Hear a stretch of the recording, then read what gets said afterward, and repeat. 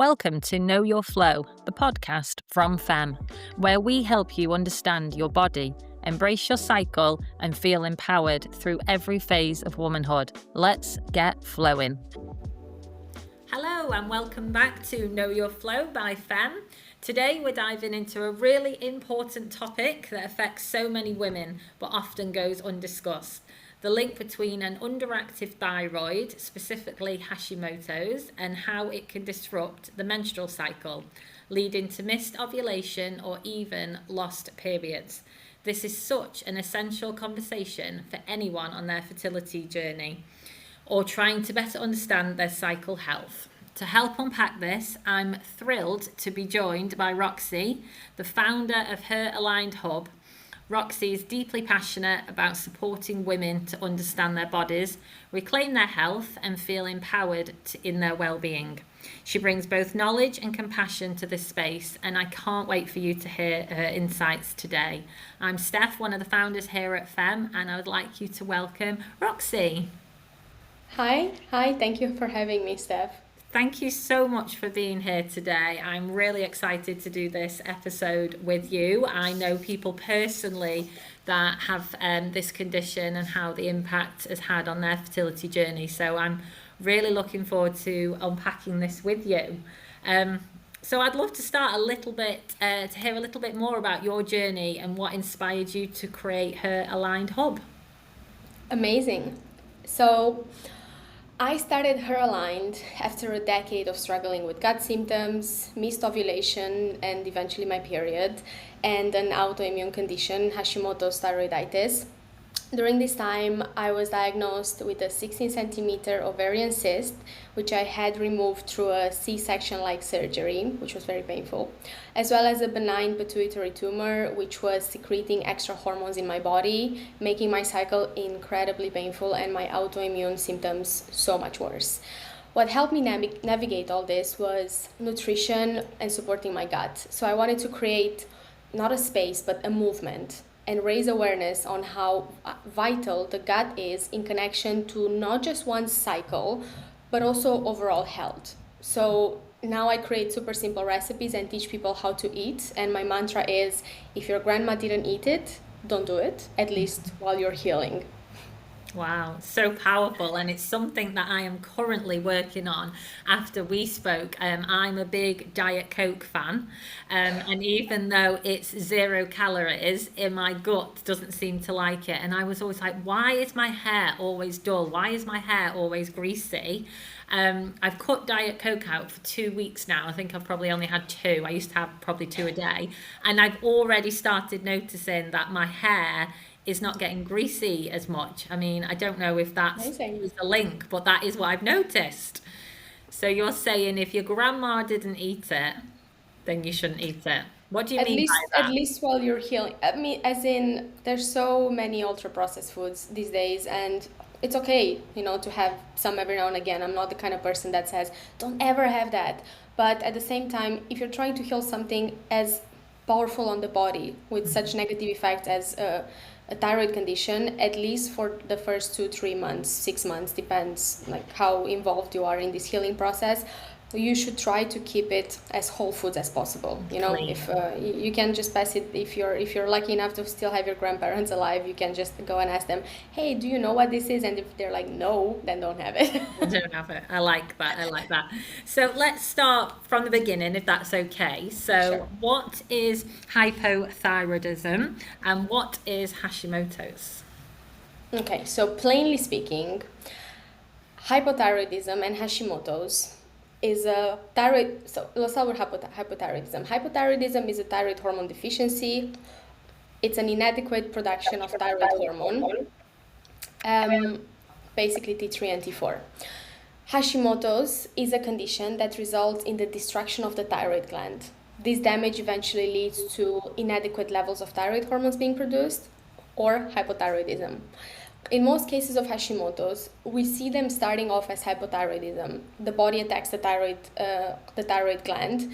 I believe in the States, actually, Hashimoto's accounts for over 90% of cases of hypothyroidism. So that's the distinction between hypothyroidism, which is a low production of thyroid hormone, and Hashimoto's, which is usually a consequence of low thyroid production. Wow. Okay. Oh, sorry. No. Let me rephrase that. Hashimoto's usually leads to an underactive thyroid. Yeah. Okay. And if we just go a little bit more basic to that, where is your thyroid? Your thyroid is located here at the base of your neck and is the shape of a butterfly. That's why a lot of people use like the butterfly emoji when they talk about the thyroid on social media. Okay, amazing. And so thyroid health then, why is it, when I was doing the research for this podcast, why is it, I have often found and often hear people saying that it's often overlooked in women's health. Do you agree with that statement? And if so, why do you think that is? So,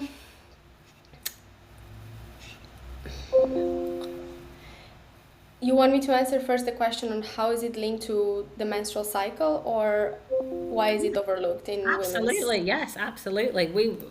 I want to learn from you, so yeah, happy for you to lead. Okay, so we see this a lot, the undiagnosed thyroid conditions in women with PCOS, for example. Just because we have ovarian cysts, medical practitioners assume that it's PCOS, and this happens for a couple of reasons. Inappropriate testing for PCOS, as in they're not doing the right medical tests, and usually PCOS gets diagnosed ever since the first few years of a woman's cycle, and the age element is a huge barrier for looking past PCOS. You can throw a stone in a crowd of women and 90% of them will have an ovarian cyst at one point or another in their life. PCOS is not only the only cause of ovarian cysts. So as we saw, thyroid conditions have a huge impact on the menstrual cycle. When we don't ovulate, we might get a cyst, and we might not ovulate because of thyroid conditions, and I'll go and explain why that is in a second. There's also other causes of like hypothalamic amenorrhea. It's another reason for cystic ovaries. Stress is another one as well. And another reason why having a thyroid is like so impactful for women, because they're just not getting diagnosed at the right time, is because no one thinks that the young woman's thyroid levels would be abnormal, especially when they see cysts on their ovaries. So most practitioners jump to conclusions that is due to PCOS and miss the real reason, which in most cases can be a thyroid condition. In terms of how the thyroid is linked to the menstrual cycle, it's in multiple ways. So a thyroid hormone interacts with what's called the hypothalamus and pituitary, which is what I like to call the CEO and the project manager of your endocrine glands. These two important glands control the release of FSH, which is follicle stimulating hormone, and LH, which is luteinizing hormone, which are essential for ovulation to occur. In terms of hypothyroidism, Hashimoto's, there can be an increase in prolactin levels that interferes with ovulation. Prolactin is the pregnancy hormone. It becomes elevated when you're pregnant, so your mammary glands can start producing milk. If your body feels prolactin increasing, it will stop ovulation, thinking that you're pregnant, because if you're already pregnant, you don't need to ovulate again until after you give birth, because you can't be pregnant like fall pregnant twice at the same time. So that means no ovulation, no period. In a case where we have an overactive thyroid, hyperthyroidism, that impacts level of what is called SHBG, which is sex hormone binding globulin, which binds sex hormones that are instrumental to a healthy cycle, like testosterone and estrogen.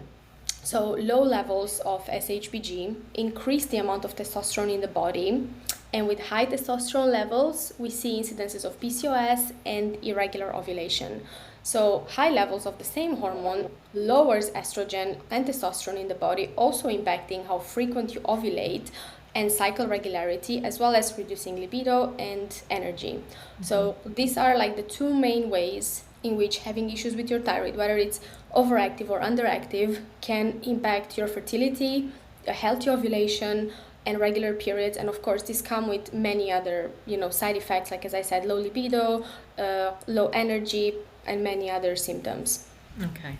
And so for the people listening to this that think they may have this condition, are they, so some of the symptoms that they may first experience is the low libido. What other typical symptoms should they be looking out for? So I'll give examples in both cases for a low thyroid and a high thyroid.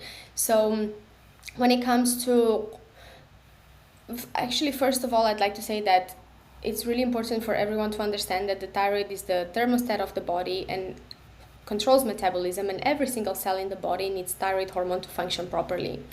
That's why the symptoms are so vast, but most of the Hashimoto's common symptoms are things like weight gain, slow metabolism, depression, fatigue, dry skin. Dry skin is a big one, muscle cramps and stiffness and joint pain as well, inability to grow hair, and infertility, because we just talked about the connection between the thyroid and the menstrual cycle.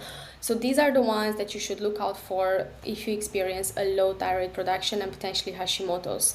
The symptoms are different from hyperthyroidism, which is when the thyroid gland produces too much thyroid hormone. So hyperthyroidism is usually caused by a related autoimmune condition called Graves' disease, which stimulates the thyroid to make much more thyroid hormone than it's necessary. And this can lead to kind of like the opposite symptoms of what you see in Hashimoto's or an underactive thyroid, which is rapid weight loss, tremors, or you feel heart palpitations, bulging eyes. It's also like a really, really common symptom. And if you Google Graves, that's probably what you're gonna see. The first symptom, heat intolerances, which is the opposite of cold intolerances in Hashimoto's, increased appetite with inability to put on weight. Thinning hair as well, we see hair loss in both Hashimoto's and underactive thyroid and overactive thyroid, menstrual disturbances as well, and high irritability, and like everything annoys you, basically. Nothing feels manageable anymore. Okay, amazing. Know your body and know your flow with Temp Drop. This smart wearable tracks your temperature as you sleep, giving you accurate data to understand your cycle naturally. Head to www.femhealth.co.uk and take charge of your hormonal health today. Okay, very interesting. So if you're listening to this and you're like, I'm ticking boxes here, from one of the conditions, can we talk a little bit more about the role of the blood tests, GP appointments, what that looks like? Because, we have made a note that thyroid health is often overlooked in women's health. So to empower our listeners, you're ticking boxes on either of these conditions. What do you recommend we do? Okay, so blood tests are extremely important, and they can make the difference between getting the proper care that you need and the right diagnosis, or just having a wrong diagnosis and suffering for a long time, because a thyroid condition can take anywhere between 8 to 10 years to be diagnosed, and that's oftentimes because doctor won't test for more than TSH and T4, and I'll explain why is that in a second. So back to your question, just a second. You're asking me why is the thyroid so overlooked in women's health? Because it's poorly tested, and also because only gets properly tested after 35, 40. But the autoimmune condition can begin as early as teens, usually due to a gut problem, and we'll get to the importance of gut health in relation to a healthy thyroid and the menstrual cycle in a second. But the reason why doctors, and I've learned this recently, which shocked me, I've been doing research on the thyroid for 7 years already, but in some countries I learned that they only test T3 and antibodies. They only test T4 and TSH, because T3 and antibodies are not allowed to be prescribed if T4 and TSH are already normal. In other countries, tests are too expensive, therefore no one prescribes them unless they are already seeing symptoms. So again, nothing past TSH and T4. The problem with that approach is that you get symptoms and see unhealthy ranges in TSH and T4, which is the only two tests that are routinely performed to identify thyroid problems, if your thyroid is pretty much already a goner, because the first place we see symptoms is in a woman's thyroid antibodies, and T3, which is the actual hormone used by the body. So T4 is the hormone produced by the thyroid, but T3 is the one that is being used. So if we test thyroid antibodies, they will immediately tell us if something is wrong. If we test T3 and it's low, it can tell us so many things. It can tell us if the thyroid doesn't convert T4 into T3 properly, which tells us in turn that the gut and liver might be going through some issues, because most of the T4 gets converted into T3 in the gut and the liver. And in most cases, I'm yet to find client that I see or hear some stories where you don't have gut problems when you have a problem with your thyroid. So that's the problem with testing only TSH and T4, and because that's what delays the diagnosis for so many years, because we spend so long just testing TSH and T4, which don't show symptoms until it's like probably already too late. Mm-hmm. So I would say blood tests are a comprehensive thyroid panel, including T3 and thyroid antibodies, and free T3 and free T4, are absolutely essential to understand from an early age if the problem lies within your thyroid or if it's somewhere else. Okay. So after, we have a listener listening to this now and making notes, how is it responded to? If you go into a doctor's, you've already said they don't tend to do the full panel of lab tests because of the costs. So they take this in and they're like, I want you to test the whole panel. I've got these symptoms. This is what I would like. And they are told no. Have you heard that? Oh yeah, so many times. I am actually having 2 clients at the moment that they are not able to go to their GP to ask for this. They're not in the UK, they're somewhere else. And they don't want to test their thyroid level, so they have to go private. And actually in many parts of the countries in which they reside, they refuse to test even if they pay for it.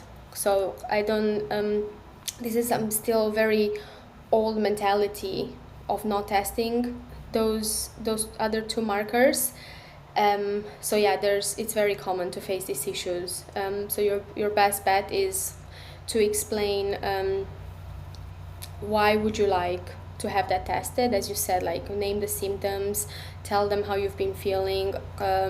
If, as I mentioned earlier, the thyroid condition often gets misdiagnosed with PCOS. So if you've had an androgen test for PCOS, which is the only reliable way to identify a PCOS diagnosis, and you've already had that, you can tell your practitioner, I would like to have the T3 and antibodies tested because I've already had my androgen test done, even if I have like cysts on my ovaries, so I know it's not PCOS, so I would like to explore this a bit further. Mm-hmm. So doing an androgen test can help so much because there's such a high percentage of women whose diagnosis gets mixed up with PCOS, and it prolongs the time in which you could have your thyroid diagnosis delivered to you, because medical practitioners would think that you have PCOS just because you have cysts on your ovaries. So as I mentioned earlier, so going there with an androgen test already done would kind of take that power away from them to say,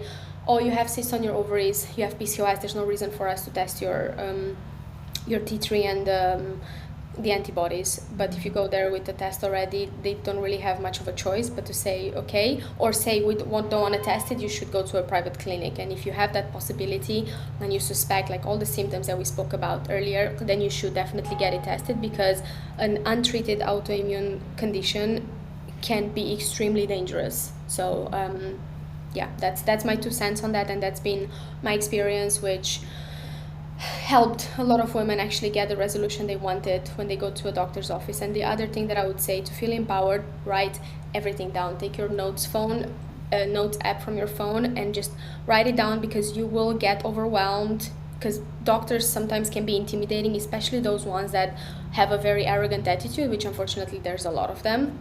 So better like write everything down in your notes and read it off if you need to. Like, don't care what other people think.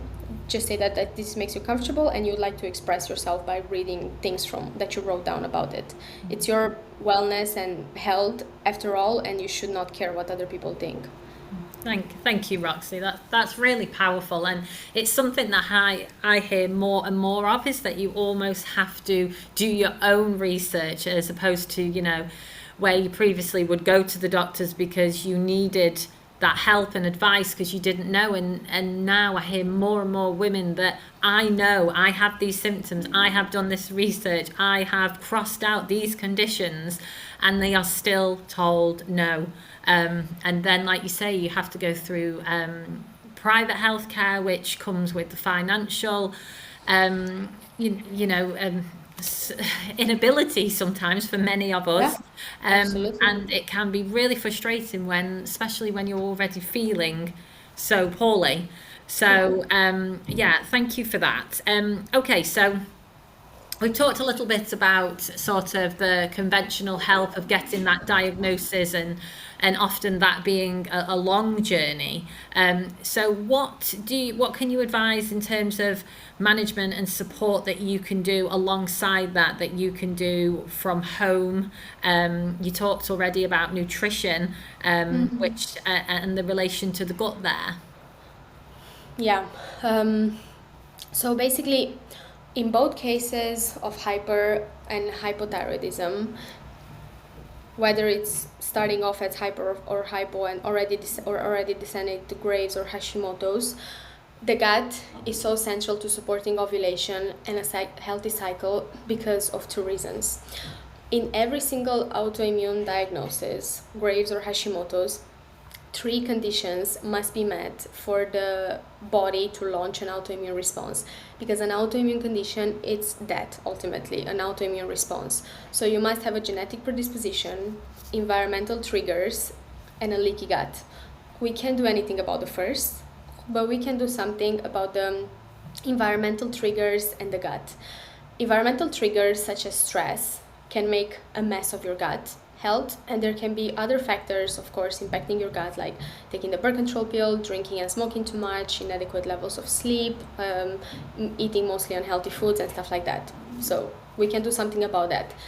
The second way in which the gut is so central to your cycle and regular ovulation and a healthy thyroid is because your body needs calcium, magnesium, zinc, selenium, ferritin, iron, and many other minerals to maintain the 3 monthly cycles: the uterine cycle, where the uterine lining is being built every month, the hormonal cycle, the release of FSH, LH, estrogen and progesterone, and the ovarian cycle, the growth and development and rupture of the follicles into ovulation.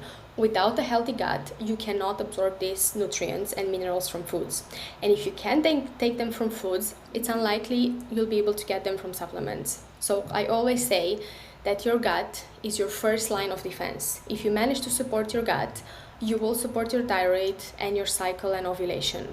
And a few things that you can do here, and they're very simple, and you can do them from the comfort of your own home, is to incorporate fermented foods to replenish the gut microbiome, because the gut bugs that are in your gut determine a lot of aspects of your health, such as the occurrence and incidence of menstrual conditions like PCOS and PMS, less stress, better sleep, more nutrient absorption. All of these are determined by your gut microbiome, the state of it and the health of it. So incorporating fermented foods like a spoon of sauerkraut and kefir every morning for breakfast can be extremely helpful to build out the healthy microbiome.